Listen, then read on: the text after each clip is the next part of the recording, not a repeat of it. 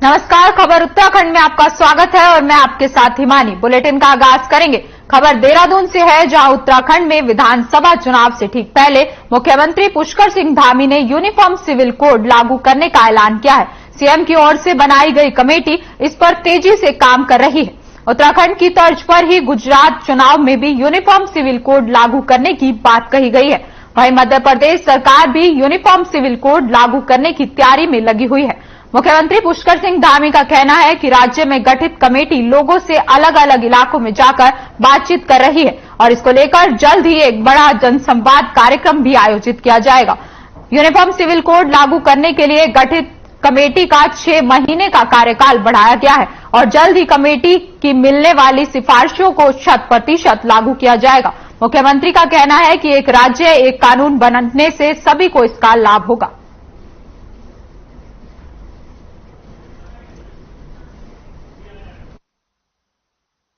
देखिए, कोई भी काम है तो निश्चित रूप से उसमें सभी लोगों की सहभागिता हो, सबके विचार आए और स्टेक होल्डर से भी बात हो। उसको लेकर जो कमेटी हमने यहां बनाई थी वो कमेटी लगातार काम कर रही है और जनसंवाद जगह जगह पर कर रही है। स्टेक होल्डरों से भी बात हो रही है और साथ ही साथ एक बड़ा जनसंवाद का कार्यक्रम प्रस्तावित भी है उनका, उसमें सभी लोगों के सामने रखेंगे। इसके पीछे हमारा हेतु है कि इस समान नागरिक संहिता के उत्तराखंड में लागू हो जाने के बाद एक प्रकार की सरलता आएगी और जो कानून है वो सभी के लिए एक समान बन जाएगा। तो बहुत सारे न्यायालयों में, अन्य जगह पर जो विचाराधीन मामले हैं, विवादित मामले जो चल रहे हैं, उन सब पर स्वतः ही निर्णय हो जाएगा।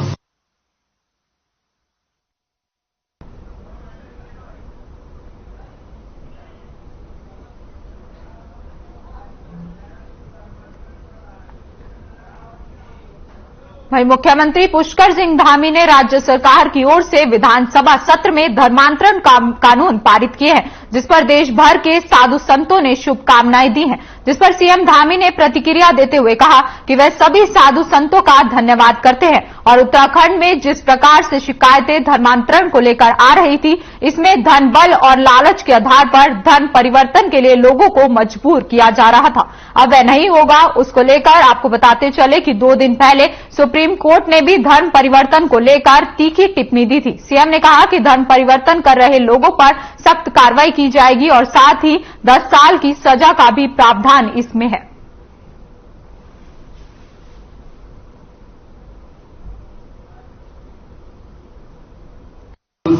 मैं सबसे पहले तो सभी साधु संतों को प्रणाम करता हूं, नमन करता हूं कि उन्होंने अपना आशीर्वाद दिया, हम लोगों का प्रोत्साहन किया, हमारा मनोबल बढ़ाया।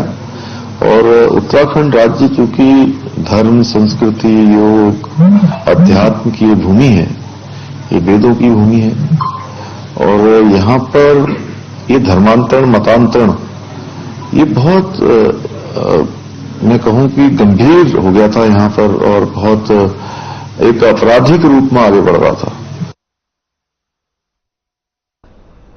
सीएम पुष्कर सिंह धामी ने देहरादून की इंदिरा मार्केट के रीडेवलपमेंट के कार्यों का भूमि पूजन कर शिलान्यास किया। 242 करोड़ से ज्यादा की लागत से इंदिरा मार्केट के रीडेवलपमेंट का कार्य होगा, जबकि इसी दौरान सीएम ने कुल 200 करोड़ से ज्यादा की योजनाओं का शिलान्यास किया। साथ ही आपको बता दें कि 698 लाख से ज्यादा की योजनाओं का लोकार्पण भी किया गया। इस मौके पर शहरी विकास मंत्री प्रेमचंद अग्रवाल, वन मंत्री सुबोध उनियाल, स्थानीय विधायक खजानदास समेत बीजेपी के कई नेता मौजूद रहे। वहीं मीडिया से बातचीत करते हुए सीएम ने कहा कि इस योजना से 500 से ज्यादा लोगों को लाभ मिलेगा और साथ ही ये योजना विकास के लिए मील का पत्थर साबित होगी। वहीं विधायक ने कहा कि राजपुर क्षेत्र में कई अन्य योजनाओं पर काम होगा और साथ ही सीएम पुष्कर सिंह धामी ने आश्वासन भी दिया है।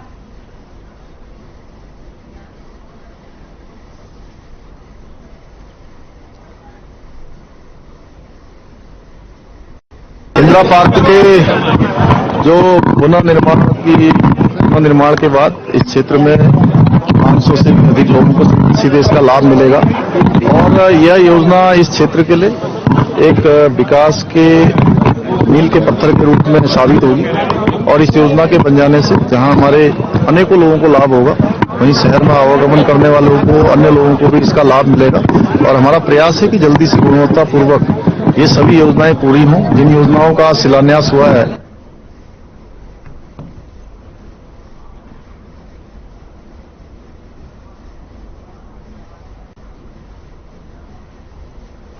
वहीं देहरादून में सीएम पुष्कर सिंह धामी ने प्रदेश में हेली सेवाओं के विस्तार के साथ ही दुर्घटनाओं पर प्रभारी नियंत्रण के निर्देश दिए। साथ ही उन्होंने जोली ग्रांट के साथ ही पंतनगर एयरपोर्ट पर नाइट लाइटिंग की व्यवस्था पर भी ध्यान देते हुए कहा कि इसके साथ ही उन्होंने चारधाम यात्रा के दौरान यात्रियों और पर्यटकों को बेहतर हवाई सुविधा उपलब्ध कराए जाने के निर्देश दिए। साथ ही हेली टिकटों के बुकिंग और टिकटों की ब्लैक मार्केटिंग पर प्रभारी नियंत्रण की कारगर व्यवस्था बनाई जाए। वहीं सीएम ने कहा कि बेहतर हवाई सुविधाओं के आधार पर हमें लोगों को उत्तराखंड आने के लिए प्रेरित करना होगा।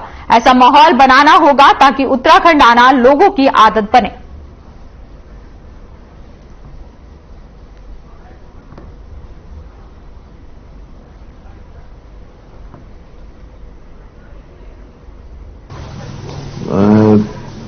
चूंकि उत्तराखंड में हवाई सेवाएं बहुत उनका महत्वपूर्ण रोल है, चाहे पर्यटन हो या आवागमन हो, उसको लेकर के और उसको कैसे सरल बनाया जाए।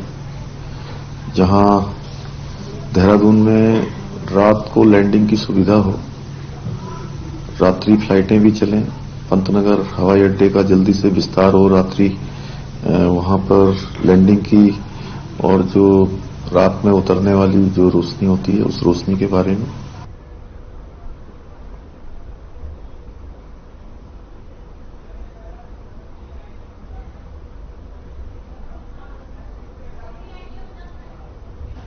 प्रधानमंत्री नरेंद्र मोदी अक्सर उत्तराखंड के दौरे पर आते रहते हैं और कई बड़ी सौगात उत्तराखंड को देते हैं।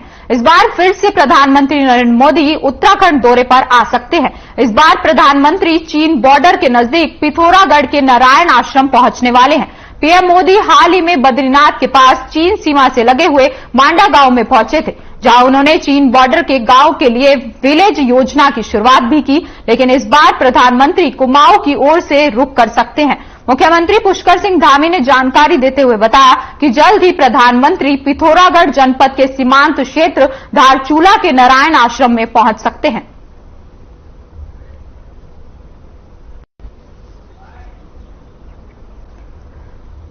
माननीय प्रधानमंत्री जी का जो हमारे सीमांत के गांव हैं, सीमांत क्षेत्र हैं, उनको प्राथमिकता में लेना, उनके विकास को प्राथमिकता देना और अंतिम गांव को पहला गांव, अंतिम क्षेत्रों को, सीमांत क्षेत्रों को पहले क्षेत्र के रूप में उनका विकास करना उनकी प्राथमिकता में है।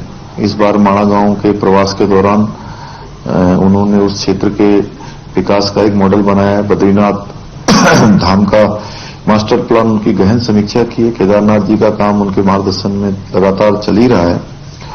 अब भविष्य में जो हमारा मानसरोवर यात्रा है,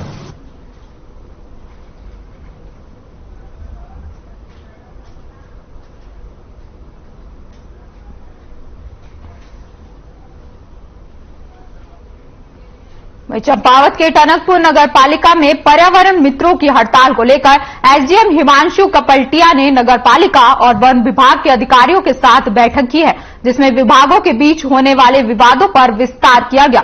हड़ताल पर बैठे पर्यावरण मित्रों की समस्याओं के निवारण की पहल की गई। टनकपुर एसडीएम ने जानकारी देते हुए बताया कि लंबे समय से चल रही पर्यावरण मित्रों की हड़ताल और उनसे जुड़े मुद्दों को लेकर बैठक का आयोजन किया गया। हमें उम्मीद है कि सभी मुद्दों को जल्द ही सुलझा लिया जाएगा।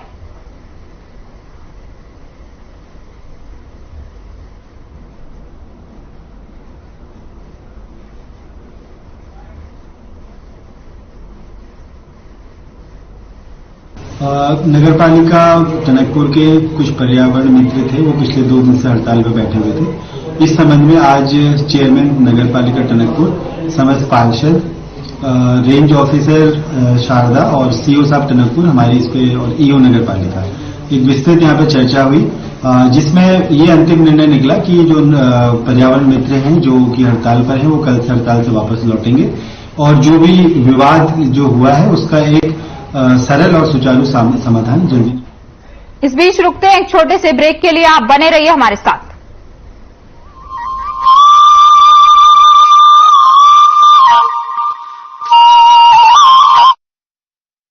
पंजाब है जसप्रीत का ठिकाना, मुंबई है आदर्श का आशियाना, केरल का गोविंद निवासी, कोलकाता में जन्मे है काशी। हर हिंदुस्तानी की शान, ARB बियरिंग जोड़े सारा हिंदुस्तान।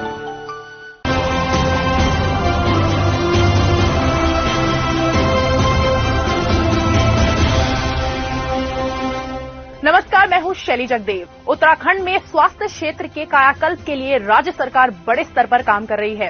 दून मेडिकल कॉलेज में 200 बेडों का भवन बनकर तैयार हो गया है। मुख्यमंत्री पुष्कर सिंह धामी ने अस्पताल में आधुनिक उपकरणों से लैस नए OT, ICU व इमरजेंसी के नवनिर्मित भवन का उद्घाटन किया। राज्य के पर्वतीय क्षेत्रों के छात्रों के लिए मेडिकल की पढ़ाई हुई आसान। रुद्रप्रयाग में 20 करोड़ रुपए से अधिक लागत से बनने जा रहे नर्सिंग कॉलेज का सीएम पुष्कर सिंह धामी ने किया शिलान्यास। आपको बता दें कि उधम सिंह नगर में एम्स के सैटेलाइट केंद्र और प्रदेश में नए मेडिकल कॉलेजेस बनने की दिशा में काम शुरू हो चुका है। मातृ एवं शिशु स्वास्थ्य सेवाओं को बेहतर बनाने और आशा वर्कर्स की सहायता के लिए आशा संगिनी मोबाइल ऐप और वेब पोर्टल का हुआ शुभारंभ। इस मोबाइल ऐप पर आशा वर्कर्स अपने काम को अपलोड कर सकेंगी और उनका भुगतान भी ऑनलाइन होगा। प्रधानमंत्री श्री नरेंद्र मोदी जी के डिजिटल इंडिया के विजन की दिशा में उत्तराखंड सरकार का महत्वपूर्ण कदम। अपनी सरकार मोबाइल ऐप हुई लॉन्च। सरकार से मिलने वाली 427 सेवाएं अब आपको घर बैठे आसानी से मोबाइल पर होंगी उपलब्ध। उत्तराखंड को 2025 तक सर्वश्रेष्ठ प्रदेश बनाने के लिए निरंतर कार्य कर रही है राज्य सरकार। हम रात दिन मेहनत कर उत्तराखंड को देश का श्रेष्ठ राज्य बनाने के लिए काम कर रहे हैं। इसमें लगातार विकल्प रही संकल्प को पूरा करने के लिए हर परिश्रम को हम लोग करने को, परिश्रम की पराकाष्ठा तक जाने को, यह हमारा संकल्प है। हमारी सरकार इसके लिए भविष्य में भी प्रयास करती रहेगी। सीमावर्ती क्षेत्रों के विकास के लिए राज्य सरकार विशेष रूप से कार्य कर रही है। पिथौरागढ़ में सीएम धामी ने 136 करोड़ रुपए की योजनाओं का लोकार्पण और शिलान्यास किया।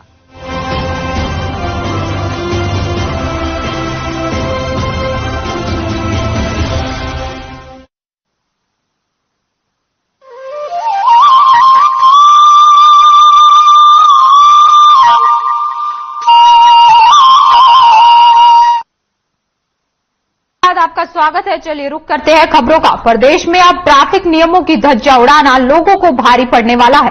आपको बता दें कि एसएसपी अजय सिंह के निर्देश पर ट्रैफिक पुलिस ने हुड़दंगियों के खिलाफ अभियान चलाया है, जिसमें बुलेट, मोटरसाइकिल में पटाखे फोड़ने वाले साइलेंसर और प्रेशर हॉर्न जैसी चीजें मिलने पर कानूनी कार्रवाई की जाएगी।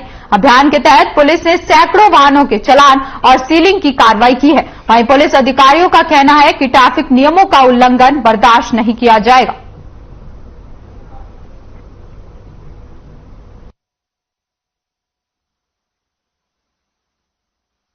हमें सूचना प्राप्त हो रही थी कि कुछ एंटी सोशल एलिमेंट द्वारा शहर में मॉडिफाइड साइलेंसर का प्रयोग किया था, जिसके तहत यह एक परेशानी का सबब बन गया था, जिसके तहत एसएसपी महोदय के आदेशानुसार हमारे द्वारा एक अभियान चलाया जा रहा है, जिसमें हम ऐसे लोगों को चिन्हित कर उनके वाहन मॉडिफाइड साइलेंसर को हटाया जा रहा है और उनके खिलाफ कार्रवाई की जा रही है। जरूरत पड़ने पर उनके वाहन भी सीज किए जा रहे हैं और चालानी प्रक्रिया भी अमल में लाई जा रही है।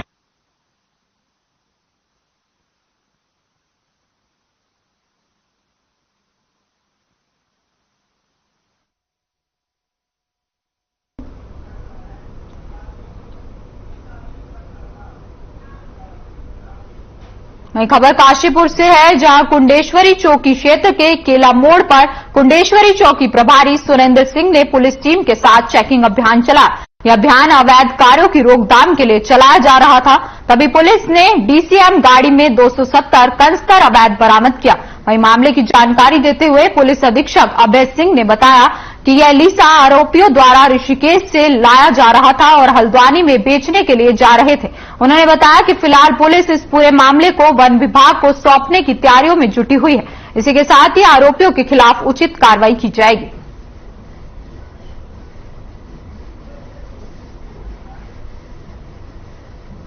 पुलिस अधीक्षक महोदय उधम सिंह नगर के आदेशानुसार प्रत्येक दिन हमारे द्वारा जगह जगह पे सघन चेकिंग अभियान चलाया जा रहा है। इसी क्रम में कल चौकी प्रभारी कुंडेश्वरी द्वारा केला मोड़ के पास चेकिंग की जा रही थी, तो एक संदिग्ध ट्रक दिखा और जब इसको रोक करके और उसकी चेकिंग की गई तो इन्होंने एक ब्लॉक नुमा बनाए थे ट्रक के अंदर और उसमें लगभग 270 कनस्तर रखे हुए थे। जब उनसे ये उसके बारे में पूछा गया तो वो संतोषजनक जवाब नहीं दे पाए। इसमें एक पेटियों को जब खोल के देखा गया तो इसमें लीसा था। उसके संबंध में जब इनसे जानकारी मांगी तो इनके पास कोई इस तरीके का डॉक्यूमेंट नहीं था। सघन पूछताछ करने में पता चला कि यह लोग इस चीज को ऋषिकेश में एक व्यक्ति जिसका इन्होंने नाम बताया है उसे लेकर के आया। अभी हम उसको वेरीफाई कर रहे हैं। वहीं चंपावत के लोहा घाट में एनएच के खिलाफ नगरपालिका अध्यक्ष और व्यापारियों में आक्रोश देखने को मिला। व्यापारी पालिका अध्यक्ष गोविंद वर्मा के नेतृत्व में लोगों ने धरना प्रदर्शन के साथ नारेबाजी भी की। आपको बता दें कि व्यापारियों का कहना है कि स्टेशन बाजार की सड़क में डामरीकरण और नाली शुद्धिकरण का काम करने के बाद आश्वासन दिया जाता है, लेकिन कार्य नहीं किया जाता, जिस कारण लोगों को भारी परेशानियों का सामना करना पड़ता है।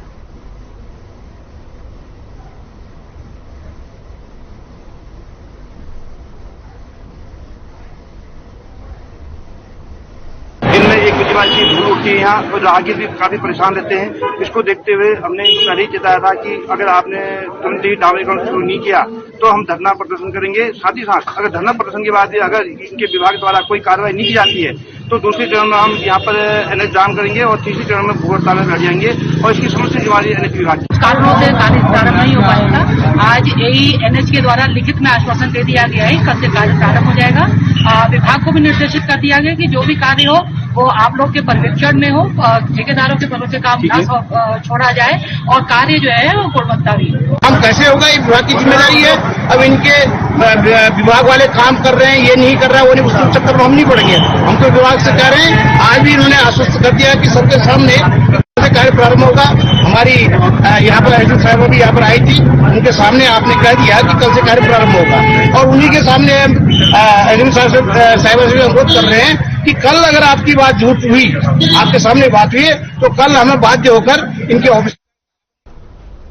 चमोली जिले के जिला मुख्यालय गोपेश्वर से 13 किलोमीटर की दूरी पर मंडल से 5 किलोमीटर पर स्थित है पौराणिक अनुसुईया मंदिर, जहां दत्तात्रेय जयंती धूमधाम से मनाई जाती है। इस साल दत्तात्रेय जयंती 6 और 7 दिसंबर को आयोजित हुई।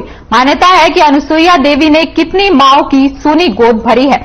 यही वजह है कि हर साल अनुसुईया मेले में हजारों की संख्या में श्रद्धालु माता के दरबार में माथा टेकने आते हैं। वहीं गोपेश्वर के युवा इस मौके पर रास्ते भर में श्रद्धालुओं के लिए भंडारे का आयोजन कर रहे हैं, जिसमें व्यापार संघ अध्यक्ष अंकोला पुरोहित और फ्रेंड्स ग्रुप जोशीमठ भी शामिल है।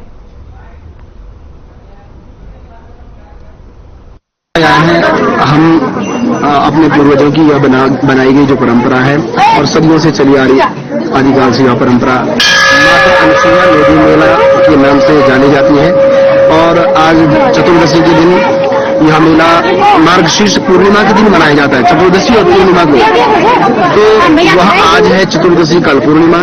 तो आज के दिन यहाँ पर निसंतान दंपतियां पुत्र प्राप्ति की कामना के लिए आते हैं। माता अनुसुईया देवी के यहाँ पे अत्रिषि जी माता अनुसुईया के पति जी थे और उन्होंने यहाँ पे साधना करी है। बोलते हैं कि अत्रिषि जी ने जब यहाँ पे साधना करी तो यहाँ पे कहीं पे कोई पानी नहीं था, तो माता अनुसुईया ने अपने तब से घर में माता गंगा को यहीं पे अवतरित किया था, अपना घड़ा लगा के और गंगा को इसी में अवतरित किया था। तो अत्रिषि जी यहाँ पे वहीं देहरादून में डीआईटी कॉलेज में आयोजित उच्च शिक्षा चिंतन शिविर का आयोजन किया गया। इस दौरान मुख्यमंत्री पुष्कर सिंह धामी ने शिरकत की, साथ ही राज्य स्तरीय नैक प्रत्यायन कार्यशाला प्रशिक्षण कार्यक्रम में हिस्सा लिया। इस अवसर पर सीएम धामी ने उच्च शिक्षा संस्थानों पर आधारित उत्तराखंड राज्य के नैक प्रयत्न की क्वालिटी फेयर रिपोर्ट, अनुशंसा रिपोर्ट के साथ साथ इनोवेशन इन हायर एजुकेशन पुस्तक का विमोचन किया, जिसके बाद सीएम पुष्कर सिंह धामी ने कहा कि इस चिंतन शिविर के मंथन से अवश्य ही ज्ञान रूपी अमृत निकलेगा और हमारे प्रदेश में शिक्षा व्यवस्था के क्षेत्र में गुणात्मक सुधार करने में सहायता सिद्ध होगा।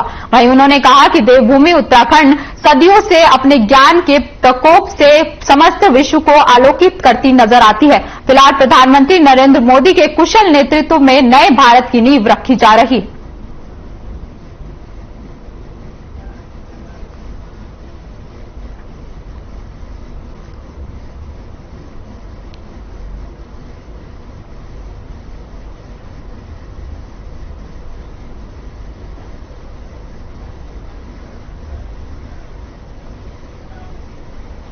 खबर देहरादून से है, जहां सशस्त्र सेना झंडा दिवस के अवसर पर मुख्यमंत्री आवास में सैनिक कल्याण एवं पुनर्वास निर्देशालय के उपलक्ष्य में शहीदों को याद किया गया। आपको बता दें कि ये खबर देहरादून से आपको बता रहे हैं, जहां उपनिदेशक कर्नल एमएस जोधा ने मुख्यमंत्री पुष्कर सिंह धामी को फ्लैग लगाया और मुख्यमंत्री ने कहा कि देश की रक्षा हेतु सदैव तत्पर रहने वाले अपने वीर सैनिकों पर हमें गर्व है। मुख्यमंत्री पुष्कर सिंह धामी ने प्रदेश के नागरिकों से सशक्त सेना झंडा दिवस कोष में सैनिक परिवारों के कल्याण के लिए अपना योगदान देने की भी अपील की।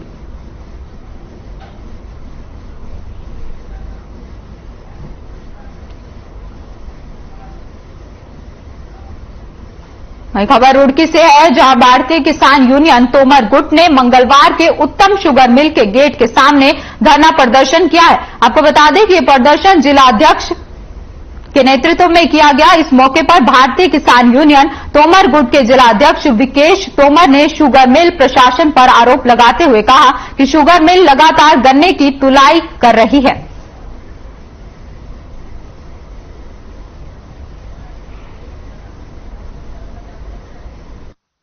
हमारी एक तो किसान को समय पर पर्ची नहीं मिल रहा, अपने गेहूं का बोरा खत्म होता जा रहा है, बोरे का टाइम निकलता जा रहा है और ये इंडेंट नहीं दे रहे बिल्कुल भी।